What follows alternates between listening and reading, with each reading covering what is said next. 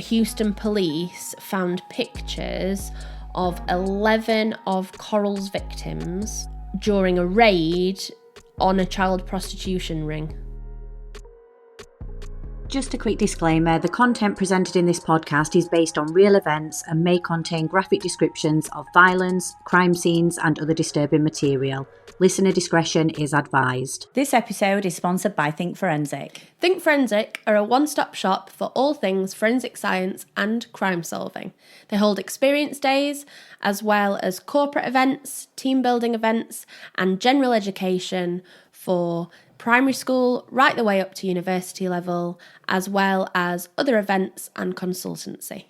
There's also a shop where you can get your hands on all things crime solving, from evidence gathering to packaging and collecting evidence, as well as other forensic science equipment. For more information or to book on an experience day, please visit the website. Hi everyone, and welcome back to another episode of Grave Secrets. So today is episode 20. Yay. And we are your hosts. I'm Beth. And I'm Annie, and this week's episode links on from last week's episode and from episode 16. Got it right this time. So more than 1,000 miles away from each other, there was similarities between two cases of two of America's most notorious serial killers, Dean Corll and John Wayne Gacy. And we just wanted to have a look through all the evidence sort of bit by bit and piece together how these two cases could be linked. Yeah, definitely. In last week's episode, we did link John Wayne Gacy to Dean Corll in terms of their victimology, their childhoods, that kind of thing. But this is more to do with actual evidence, which links one to the other, and effectively a much larger criminal ring, program than anyone would have first assumed or thought. So this is for us effectively like a final roundup of those two cases, but we are going to show you the evidence that has taken the police years and years to piece together, and still are piecing together, really. There's a lot more that we know about it now, but it is just such a large issue that it's quite difficult to comprehend. Yeah, so there was actually at the end of, if we follow on from the end of the last episode, where Gacy had said that there was other people involved in this, it wasn't just him, and it could be linked to sort of like a wider network back in the 70s. So we'll just start sort of where we left off. I think that'll flow on quite nice. And then if you're listening to them one after the other, that'll be perfect, won't it? Again, in those two case studies that we've just mentioned, we obviously gave you the warning that there was a lot of child abuse, sexual abuse, and the murder of multiple victims. This that we're going to talk about today is quite heavily rooted in child exploitation. Paedophilia and sex crimes against children. So please do listen with caution. Again, there's no kind of way around it. That is what we're going to be discussing this whole episode. So if that's not something that you are comfortable with and want to listen to, then please don't listen. But if it is something that you listen to, just make sure you're taking breaks and that you seek support if you need it afterwards. So when Gacy actually said originally that two other people were involved, he did actually name John Norman in the case. And within this episode, I feel like John Norman becomes quite a big part of this case in general, isn't he? Yeah. He's sort of the main person that I felt linked it and brought everything together. Yeah, he does. It's as if, I think when we first start talking in today's episode, it will start like almost as if we're going to do another case study. But that is like you say, because he then becomes the intrinsic link between John Wayne Gacy and Dean Corll. Yeah. There's little that's known about him really in terms of childhood, and we don't really want to go into that anyway. But what you do need to know is that he was arrested numerous times, first off in Houston, as far as we know, and that dated back to 1954. But it actually wasn't until 1960 that news reports first started actually referencing that he had been convicted of sex crimes. Yeah. So he was quite prolific for a number of years, and he had been convicted in California. There was references to Houston.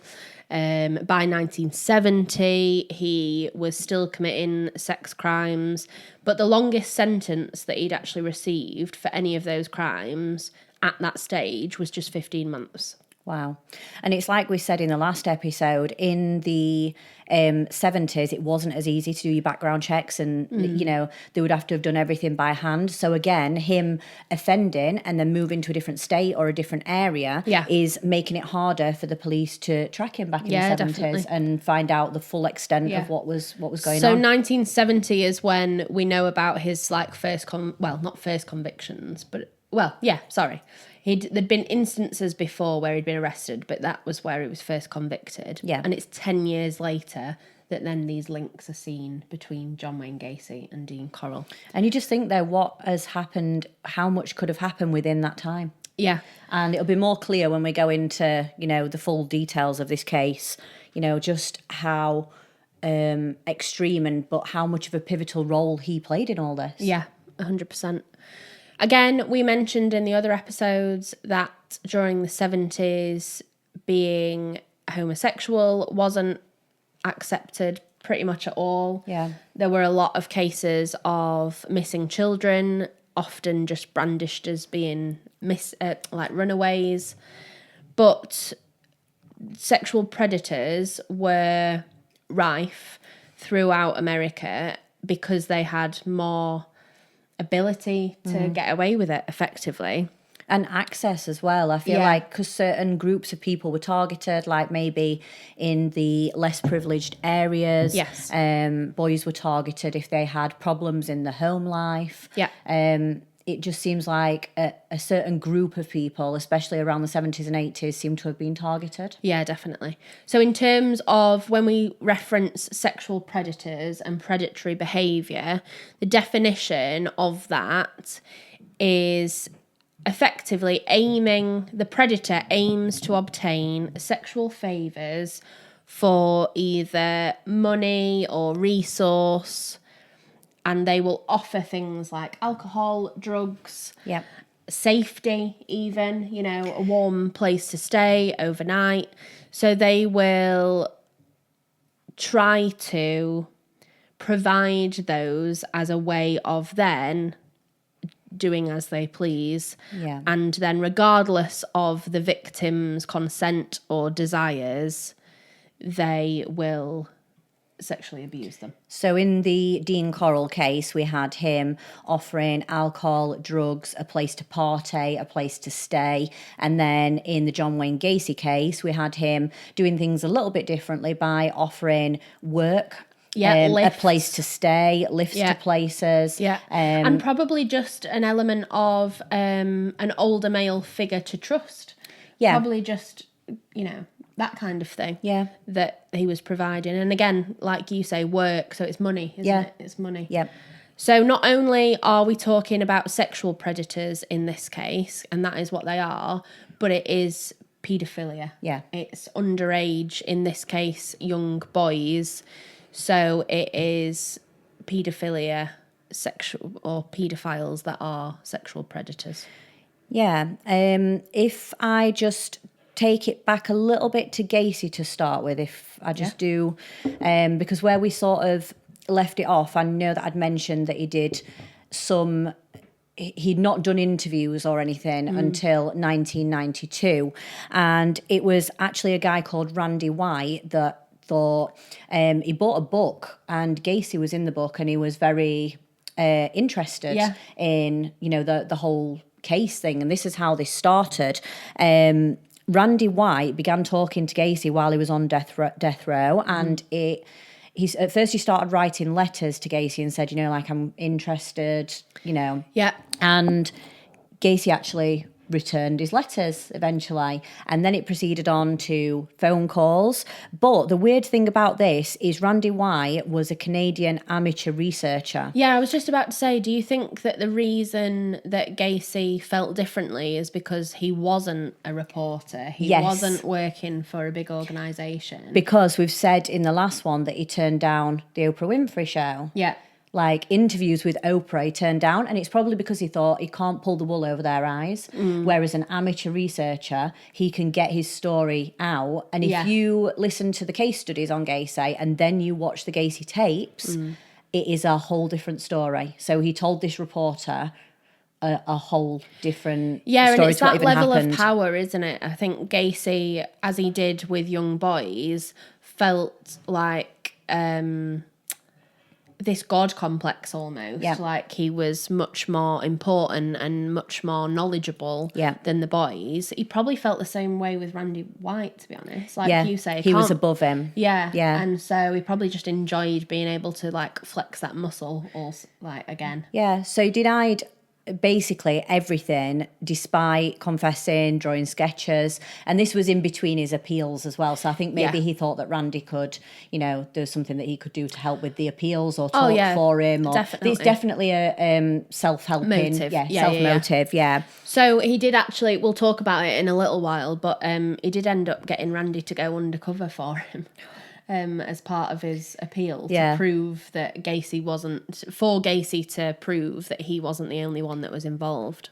So we said that he had said that there were two other people involved, and he said this in his phone calls with Randy White. And the whole reason the Gacy tapes came around is because Randy actually recorded everything. So he'd got everything on file. Every phone call that he had with Gacy was always on file. And one interesting thing he said is that if Gacy wanted to talk to him for an hour, he would stay on the phone for an hour. He never seemed to get cut off. It was almost as if he was connected inside again. Yeah.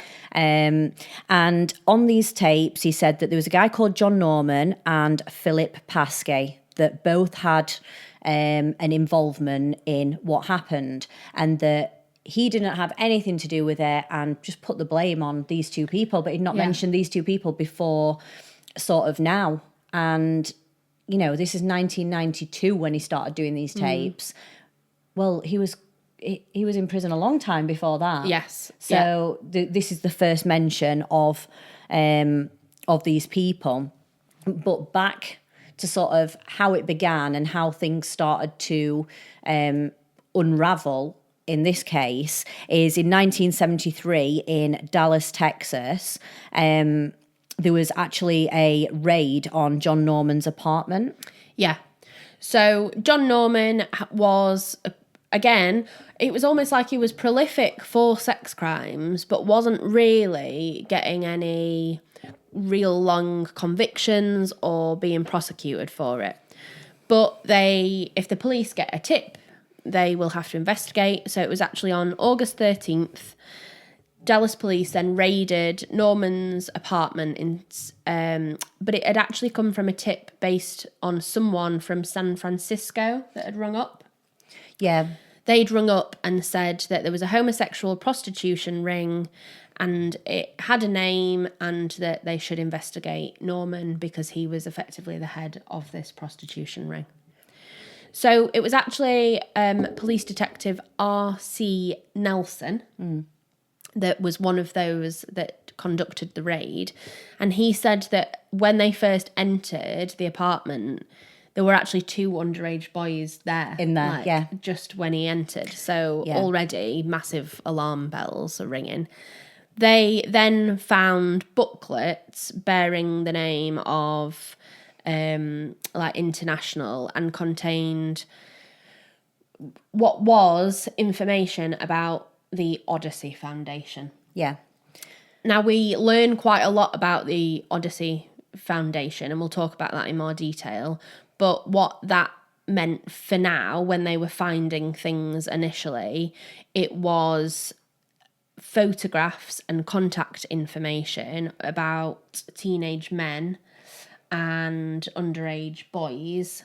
But not only that, but also between 50,000 and 100,000 clients' index cards. So there were these... That is in itself is just so unbelievable. index cards and photographs and information of young boys, and there's thought to be about 30,000 in that initial search. 30,000 index cards of victims, and there were a lot from out of state as well. Yeah, they weren't just like 35 local. Different states in that first raid. It was absolutely crazy, wasn't it? The amount, but the larger total, this up to 100,000. So these clients are adult males who are seeking and looking for to sexually abuse underage boys. But these names became significant because they were well-known politicians, they referenced judges, they referenced prosecutors, those in high political echelons. And again, we've referenced power and how hierarchy plays an awful big part in society. Obviously still now, but especially back then in those parts of America. And what was significant about this raid, so again, this is 1973, but what's significant about this raid is that it took place just a week after Dean Corll was actually murdered by Wayne Henley. And everything came out about Dean Corll and his victims were uncovered. So it was found that Norman was actually recruiting young boys to go around the entire country, basically selling sex. But these boys, a lot of them were underage, weren't they? Yeah. Some of them weren't, and some of them were. But the extent of this and how someone managed to get away with the lengths that. Norman did. Yeah. And so he had created this Odyssey Foundation. That's the term he used. And he was basically using the guise of providing young men with opportunities to either work in new places or gain experience and travel, and that there was nothing untoward about it. And he even had a newsletter, didn't he? Yeah. So the newsletter would be sent out as sort of like a disguise. Obviously, in this newsletter, you couldn't put in exactly what was happening, but in one of the interviews I saw, it was like on a need-to-know basis. So these newsletters would get sent out to people, and if you knew what they were, you knew. So like if you know, you know. Yeah. And then from that, by word of mouth, people would say, oh, this is what this is. And then it had spread by word of mouth. And if you received one and that's what you wanted, then you knew who to contact. So it's basically like the whole advertising of it was this newsletter, wasn't it? Yeah. Which ironically was created in prison. Yes. Yeah. So using the prison printer. I know, yeah, ridiculous. So less than a month after this raid, Norman again was released on bail. That was interesting as well because he was released on bail. He didn't actually have the bail money, but someone anonymously bailed him out. And it was a lot, wasn't it? Yeah, it was. And then he fled like 1,000 miles away. I think north it was Illinois of where he went. was. Yeah. But then ended up moving in with Charles Reiling, who was actually a client of the Odyssey Foundation. Yeah. So whether or not it was this Charles that had bailed him out, we're not quite sure. But what we're seeing here is a distinct pattern of Norman getting away with his crimes. So by October, so that was in August, September time. Then by October 31st in the same year, there was another tip that came through from a concerned neighbour. Yeah, I'm going to say this was a neighbour who, you know, if you'd have seen these type of things, they must have been really, really concerned. Yeah, definitely. Again, this bit reminded me a little bit of Jeffrey Dahmer. And if you watched the Netflix series, the woman that plays the part of the concerned neighbour was incredible. Yeah. And you just can't imagine, because you are just telling the police what's happening and you'd be so concerned that it's happening right on your doorstep. But it's scary and it's dangerous. Yeah. So, you know, you don't want to approach anyone about it, or especially not Norman in this case. So they couldn't find Norman, but again, the tip had suggested that he was luring people to his house and sexually assaulting them, again, young boys. On this occasion, by November 14th, he'd actually returned to his premises. He was then arrested, and he was charged with 5 counts of indecent liberties with a child, and then 8 counts of contributing to the delinquency of a minor, so effectively giving them alcohol and so he was luring them there really on the same pretense as Dean Corll, isn't he, with the beer and showing them porn. And you know, like as a young boy, I think at first you might think, oh, this is cool, like he's giving us beer, he's letting us do this, he's letting us do that, and eventually they were then bringing their friends round as well to go and drink beer, go and see porn. Because it's one of those where you kind of, you wouldn't believe it, would you, if your mate said something like that, like, oh, I've met this older guy, he's really cool, he just lets us drink beer, lets us drink, and watch porn. Your mates would be like, yeah, sure you have, like, whatever. So then you would naturally, I don't think, in the Dean Corll case, we talked quite a lot about the relationship between becoming an accomplice and actually just being scared and doing as you're told. Yeah. I think this probably, like you say, started out as bragging, something more like, innocent. Oh, look, look what I've got. You want your mates to go so they can see. So again, because Norman was being prosecuted and convicted, he then had numerous aliases. And he'd created this alias at this point called Steve Gerwell. Right. So he'd set up a new alias and thought, well, while I'm setting up a new name for myself, I'm going to rename this trafficking ring. Yeah. So it was the Odyssey Foundation. Foundation, and then he changed the name to the Delta Project. So the Delta Project then became a bigger version of exactly the same thing as it was before. But at this point, it was believed to have been living and working with 22-year-old Paskey. Yeah. How are you pronouncing this? Paskey. Paskey, yeah. Paskey. Confirmed. So Paskey, again, he had met whilst in prison. Paskey had a shorter sentence. So it was actually believed that when he got out of prison, he was effectively like, oh, well, don't worry about it, because I can continue everything that's going on from the outside. And then when Norman was released from prison, he moved straight in with Paskey, and they then continued this sex ring. So when they met in prison, this is when they were printing out all their new newsletters, and they both worked together on that, but used the prison printing facilities and printing press to print out the newsletters. But then, like we've said, it was under the disguise of something else, wouldn't it? If the police had seen that, or the prison officers had seen it, would you think anything of it? I probably would, on the fact that he's been convicted previously of sex offences. Yeah. You'd think, oh, why does he want to help vulnerable young boys? And but whether or not all the newsletters stated that that's what it was about, do you know what I mean? They might have just been really vague, like updates and stuff like that. Yeah, I suppose. You don't know what, we didn't see the actual, I saw the front of the newsletters, but I didn't actually see the contents. So again, it becomes a bit murky because there's an awful lot that goes on, but Norman's creating this database with Paskey, and it's becoming a huge database. Again, these index cards are what we are kind of calling the database. But he was still awaiting trial from that arrest.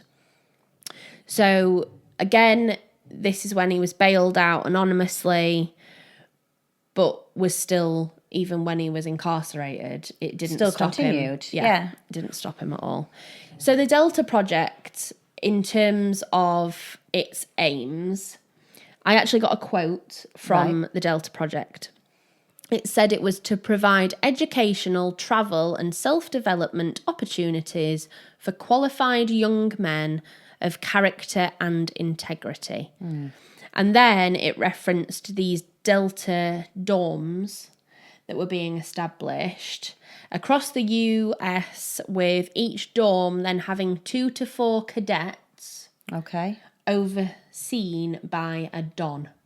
So okay. an older man Right. and young boys. And it's funny Now- how you say this, because it sounds like very much like your scouts or something. That's exactly what I was just about to say. Like, And then- what innocently would that Yeah. remind you of? Probably an organisation like the Scouts, but we will go on to see that is then involved in this case.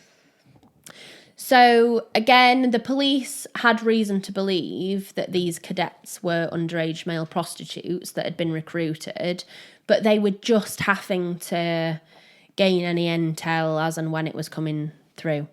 So by 1977, again, Norman was denying to media sources, because they'd obviously heard about how prolific the child sex industry was getting, the trafficking industry was getting. But Norman, and they're going direct to him. Yeah. And he's just saying that it's not sexual in nature, and that there's over 7,000 people subscribed to their newsletters, and that it was grossing over $300,000 a year.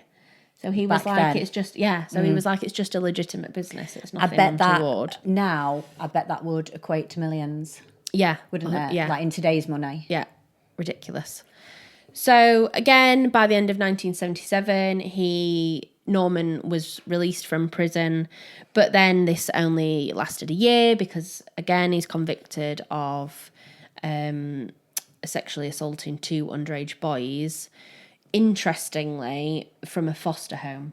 So this, again, backs up everything we've said about taking advantage of young boys that are in vulnerable positions.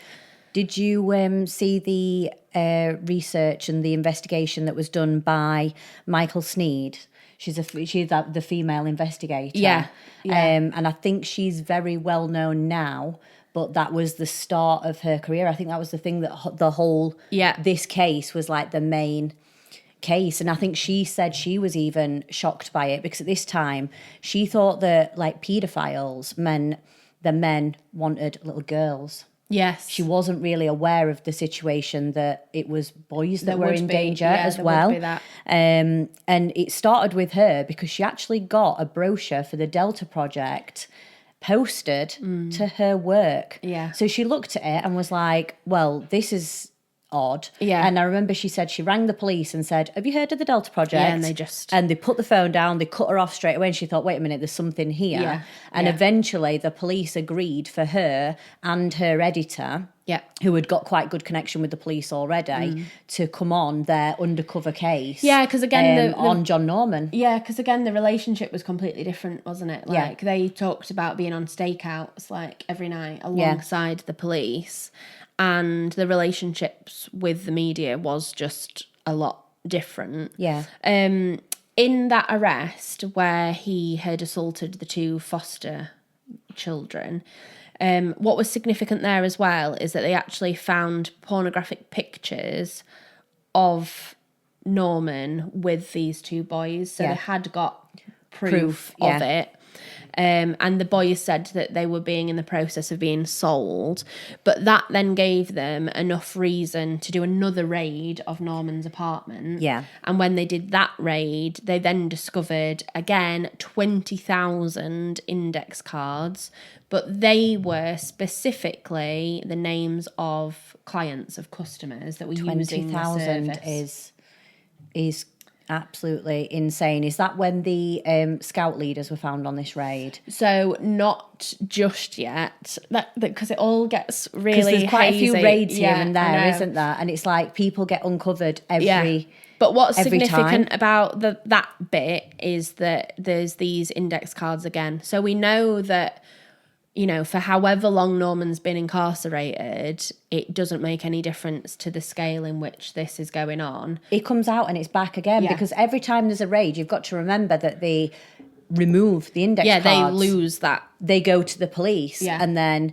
you know, after that, miraculously, no one could find him. Yeah. But then he comes out and he sets up again, and he has more index cards. They just all go back to more than what they were before. And then he gets raided. So they get taken off him again. Yeah. So it just seems like it escalates every time. It doesn't matter if those cards get taken off him. Yeah. Because he comes out even bigger than before. I know, yeah. So while all this is going on, so again, what we've referenced here is that Norman is prolific in sex crimes. The police are aware of this. They've now become aware of this child sex trafficking scandal, and the media are now involved, and the media are kind of holding back and just gaining information, as the police are, before their story is ready to go out there into the press. Yeah, she didn't release the story straight away, Michael Sneed.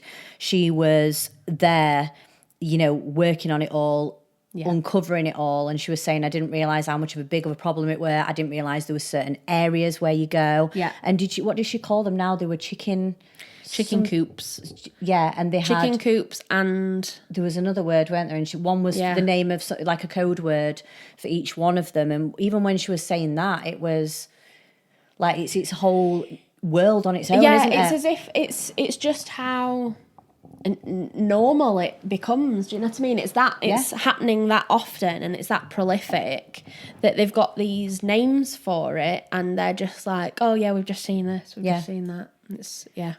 So while all this is going on, at this point, John Wayne Gacy is on death row, and he is in constant communication with Randy White. Again, so this is all ongoing between like 1990 and 1992.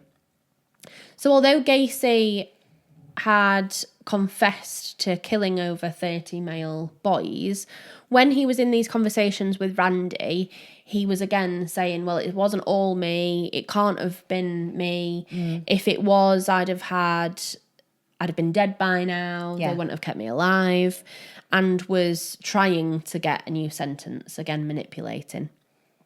So this is where the first real link between John Wayne Gacy and Norman comes in, because they actually had a mutual acquaintance. And through talking to Randy White, Gacy had referenced Paskey. So just a quick reminder, because it's very messy, this case. Norman had met Paskey in prison. Paskey had then been released from prison and had helped Norman to continue his trafficking ring while Norman was still in prison. They then lived together. So they'd got quite a close relationship. The link here between Gacy is that we mentioned the construction company that Gacy had where he hired a lot of young boys.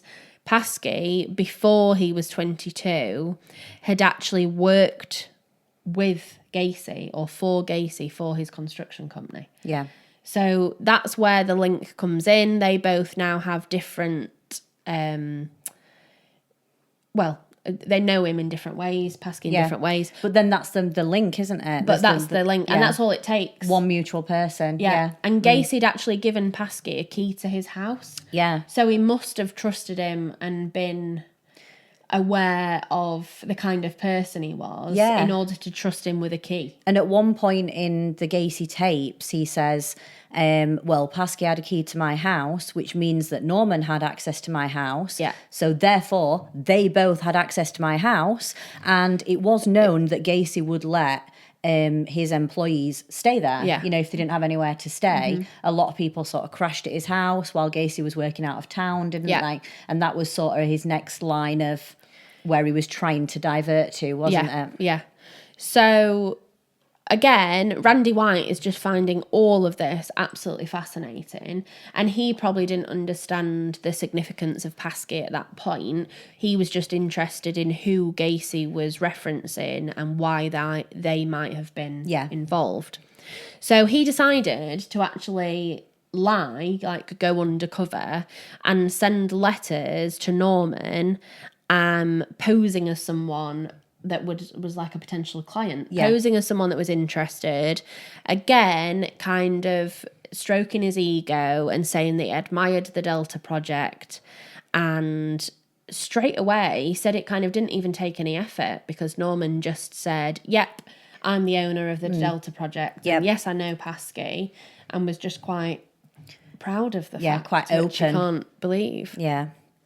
So we mentioned the Delta Project, and that it kind of stated about cadets and dons. This is where we then link to what we were talking about with the Scouts, the reference. So on August 23rd in 1976, again, this is all going on kind of simultaneously. But in 1976, there was a photo film company, and one of their conveyor belts broke down midway through printing film. So they're the old pieces of film. Do you remember when you used to take them to get developed and you got the negatives, didn't you? Yeah. And you'd see one bit and then you'd be like waiting for the next to see. Yeah, and it was like it's a smaller, for our younger listeners, it's like a smaller version of the photograph. So you can like see what was on it. Almost. Yeah, you can see what was on the film, but it's not the actual photo. It's just like, you can get the gist of it, can't you? So conveyor belt breaks down. They obviously go over to have a look at the machine, but they notice very quickly that the film was explicit, but that they were evidence of sex crimes.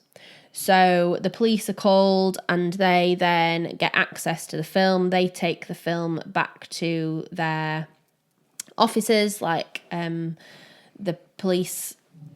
I always forget the word. Headquarters, yeah. And while they are trying to analyse it, they said that there wasn't any kind of information. They'd not got a contact number on there. There wasn't anything really to identify where it might be. So they were really struggling to, they've got evidence of a crime, but they can't. Where, how, and who. Yeah. Who is it? But it was actually the lieutenant that walked past one day, glanced at it, and they say there's nothing like taking a fresh pair of eyes to the situation. And he basically said, hang on a minute, there is a Boy's Life magazine in the back of one of the photographs. Now, the Boy's Life magazine was actually about Boy Scouts, about Scouts. So they thought, right, okay, so we've got a potential link. We'll just go to the head office of the Boy Scouts and see who they distribute to. So they actually then met Harry Kramer, who was later discovered to be one of those offenders abusing the boys in the film. index files in the film. Yeah. And again, he was then later found when they further investigated him. They saw that he was on this film, so they investigated him, and on a raid of his property, they found the set of the index files. Right. So he was clearly involved in Norman's Delta Project. He's not just a client, so to speak. No. He's fully involved in it, because why else would you have the cards? Yeah. And then they looked further into Kramer's troops of scouts, and there was a whole troop of scouts that was a complete con. It had a set of guidelines, and it was basically recruiting young boys, identifying how to groom young boys into this troop of the scouts, which would then, lead the victims to become victims of trafficking. There was actually a big thing about the Scouts in general as well in America. I don't know if you've seen the documentary on that. Yeah. So now listening to this and having watched that previously, you can't help but think those were also related. So again, there's numerous undercover operations going on. The police now know how wide scale this paedophilia ring is, but they've got to get all of the evidence. And it's not just a case of we've got one person here and one person here. They have to build up as much as possible. Yeah. Because it's like with any serious crimes, even when you look at drug rings within the UK, it can take 3 years to get all of the low-level information about bottom rung dealers, to then link it to your middle tier, to then link it to your top tier, and it's those that you're wanting to go after.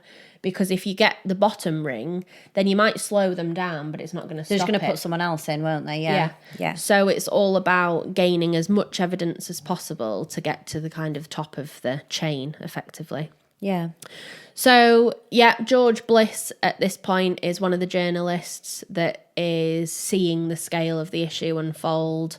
And content in terms of the newsletters had developed at this stage. They'd actually found evidence that they were now filming these offences and shipping the films out overseas. Yeah, and most of this was actually uncovered in the police undercover investigation, but they sort of had the media covering it simultaneously because George Bliss and Michael Sneed were obviously the two reporters that were on that. And they said that when it came time to like report on the story, because again, they didn't do it straight away.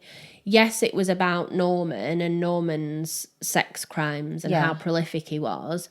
But they said that actually they received a lot of feedback about how valuable it was that they were actually uncovering the wider issue of missing children and the dangers of children in care, like how unsafe it was at that time. I think by the time the story broke was the May the 15th in 1977, and it was such a huge story. I think it just blew up. In general. Well, you've got like so many stories in one, haven't you? Yeah, it's not just one story, it's a lot within it, isn't there? Yeah, you've got, a serious sexual offender, which is a story in itself. Yeah. You've then got issues with care and foster homes, an issue in itself. You've then got multiple missing children and whether or not we have categorised runaways when actually they are victims of crime. Yeah. And then you've got a paedophilic sex trafficking ring. Yeah. It's a hell of a lot to digest. Yeah, there's so many stories, isn't there, within that? So as you just mentioned, that was 1977 that it all kind of, in terms of the general public being made aware, it all There'd kind been of so came much going out. on behind the scenes, hadn't there, though, up until that point? Yeah. And there were probably pockets of the US that were aware of it. So I'm going to say Gacy's already on death row at this stage. So there will have been pockets of the US understanding how bad this problem was. But it wasn't until then that it really kind of shook the US. But if we go back a couple of years, so this is 1973, one of Norman's multiple arrests. But his arrest in Dallas, this again is where we see a direct link between Norman and Dean Corll. Okay. So they are investigating Corll because, as I mentioned, when there was that first raid on Norman's home, they found that it was only a week after Dean Corll. Yeah. So because that was such a big headline, prominent and such big already, news, wasn't it? Yeah. They thought, right, well, hang on a minute. We've got evidence of up to 35 states in the US being involved. Yeah. We know that Dean Corll kind of groomed his victims, but not all of his victims came from the local area. A lot of them did, but not all of them. So they then started looking for potential connections. So he'd been arrested and convicted for sex crimes in like 54, 56. Now, that's not a direct like overlap between when Corll's victims were murdered, but is it to say that Norman was setting up this or had this big sex ring in the Houston area? It's a coincidence that it's within the same area. And that's how Dean Corll maybe first came across him and would then later go on to commit his murders. Yeah. Because again, in the Dean Corll case, we mentioned the fact that it was in quite a short space of time that he killed all his victims. Yeah. But that was due to opportunity. Yeah. So maybe he had used the services of Norman before. Yeah, but not killed them. them. Yeah. We don't know. So it's also believed that the source that tipped off the police about the Odyssey Foundation was a prostitute who got scared off after an unidentified man, potentially Corll, in Houston requested his services, and this victim was unnerved by it and then contacted the police and said, there's a sex trafficking ring for underage men and you need to investigate. Okay. Again, we go back to the statement that Henley was the one that had actually then murdered Corll in the case that we looked at. But in his statement, Henley had actually said that Corll had kind of bragged about being part of an organisation that, his quote was, bought and sold boys, ran whores and dope and stuff like that, he'd said. Yeah. So to now, like, looking at it, originally that probably wouldn't have meant much to the police officers in the original interview because you don't know what is he part of. Mm-hmm. Like, they didn't know what he was part of. No. But now all this is coming out and there's a lot of coincidences that are lining up. Yeah.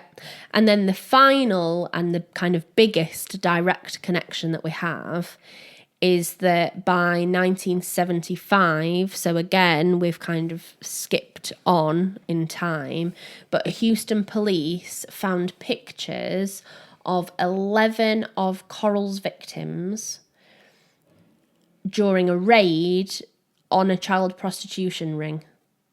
So they'd raided another property being used for child prostitution and found photographs of 11 of Corll's victims.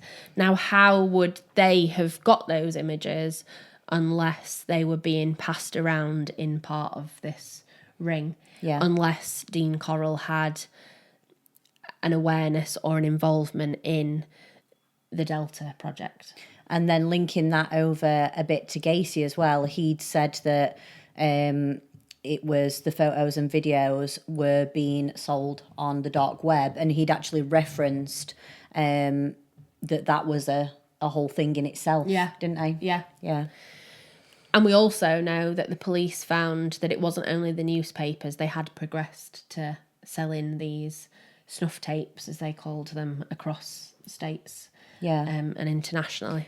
But with how do the police know about the snuff tapes? So if they've gone on the dark web and they've found them and they've got them, like from these tapes, I know it's not nice to watch, but if they were going to watch them, would it not show who is doing it as well? Yeah, but then I guess, can they go on that as a piece of evidence alone? Because we know how much evidence it takes. So could they? I'm just and thinking if there's corruption going on, which again we're going to go on to in a minute. Yeah. I just think like they'd have to hide themselves pretty well on a snuff tape, and you'd clearly be able to see the victim. Yeah. Unless you didn't see heads of the offenders. You didn't see them at all. Surely you couldn't. But they were quite brazen about it anyway, because if you think of like even sending in the film to get processed, it's not like they had someone doing it for who was them, in on it, like they've got a connection. They were just sending it off to companies to get processed. Yeah, so if they'd have even looked and checked, which I'm sorry, but if I were developing people's photos, I'd look at them. Oh yeah, you'd have a sneak I'd be having a little sneaky peek. Yeah. And can you imagine back in those days, like what you'd send, like what people can take pictures of on the phone now? Yeah, you have to send you off. have to get it in. You'd think, oh, look at this, and have a little nosy. So I don't know, like you said, they're quite brazen about it, because how would you not get caught in that situation? Yeah. But again, maybe that was the security, knowing they could get away with it. Yeah, and this is sort of the corruption part of it, isn't it? Yeah. They are so brazen because it's in a way they thought they were protected. By someone. So before we go on to the corruption thing, I'm just going to reference, again, it's a potential link between, well, all three of them really, Norman, John Wayne Gacy and Dean Corll. So obviously with Gacy, we spoke about in the last episode, some of his victims are still, as of the moment, unidentified. Yeah. And some of them were only identified a number of years ago.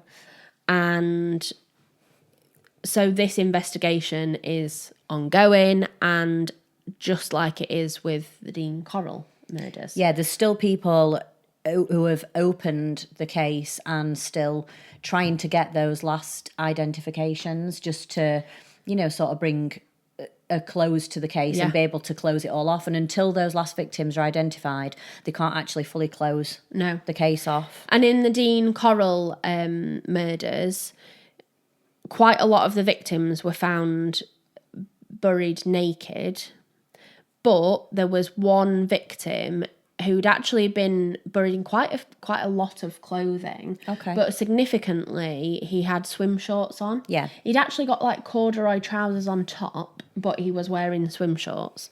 So he is, as of the moment, still unidentified, but became known as Swimsuit Boy. Now, I don't really like that. No, I don't. I know that's what it has become, but I don't really like the phrase. Just to go, well, it's not off topic, but he had his swimsuit shorts on. And do you remember the two boys who Dean Corll killed, and their brother said they were on the way to the swimming pool? Yeah. So it's like, was that one of his places where he waited? Is that where he was targeting boys? It just seems suspicious that the other two said they were on the way there, and then this guy has got the swim shorts on. It just goes to show how hugely complex the police's job is, because the minute that you have something like that, you then have to go down a rabbit hole of investigating it. There's so many different avenues. Yeah. So Swimsuit Boy, I'll try not to use it because I don't like using it. But his body was discovered on August 9th, 1973. And as you've said, they are still ongoing in terms of trying to identify the victim. But Dr. Sharon Derrick actually... She's been doing a really good job. Yeah. And her kind of relationship with this case started based on the fact that she got a new job. She walked into the office and there were 3 big, like, Filofax boxes, and they were unidentified victims. And she said, what's going on with those? Yeah. And they said, oh, well, kind of nothing at the minute. Unidentified. And she said, right, well, I'm going to work out who they belong to. So she's actually the forensic anthropologist who's working on identifying the bodies. And there was a forensic genealogist as well, who I think had been in contact with her, because you've got to think at this point you are just working with bones, but she'd managed to extract DNA from almost all the bones that she'd got and submit it into the database. So she's done a really good job in itself in just doing that, when you're looking at the deterioration and the decomposition of the bodies. You're literally just bones. Yeah. But then the problem becomes getting DNA matches, because families have to come forward. So she has been working on this case for years, but she actually received a tip in the mail. And again, this is really odd, but she received a tip in the mail, and they were a set of photographs of a man, or a boy, I should say. He was a boy named Bobby French.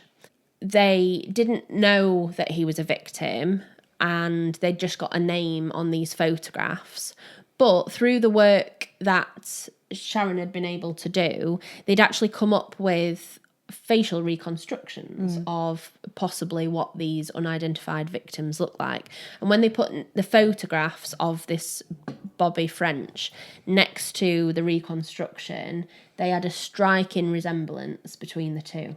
Yeah. So they then weren't sure whether these were kind of headshots, because again, Bobby's topless in these images. He's looking at camera. Yeah, he didn't look scared though. It's more like he was a bit posed but natural. And it turns out that, like, in these photographs, they could have been, if you've been promised some work somewhere, or the pictures for what are going to go as technically your index card on your headshot, like to send out to people. A lot of the boys were told that if they were, because some of the boys did start out doing sex work for this ring, not knowing how much danger they were in. Yeah. And they were under the impression that they would then go to Hollywood and become paid famous sex actors.